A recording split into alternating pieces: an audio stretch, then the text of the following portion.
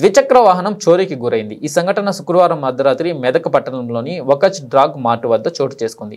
మెదక్ పట్టణంలోని నర్సకేర్ ప్రాంతానికి చెందిన జాఫర్ వ్యవసాయ శాఖలో విధులు నిర్వహిస్తున్నారు. శుక్రవారం నాడు మెదక్ పట్టణంలోని వకచ్ డ్రాగ్ మార్ట్ ముందు పార్క్ చేసి హైదరాబాద్కు శుభకార్యానికి వెళ్లారు.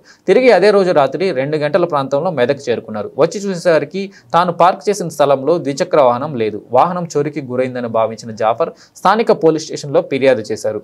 తన ద్విచక్ర వాహనం నెంబర్ TS359848 స్ప్లెండర్ ప్లస్ అని ఎవరికైనా ఆచూకీ తెలిస్తే 9346354071కి సమాచారం ఇవ్వాలని జాఫర్ తెలిపారు.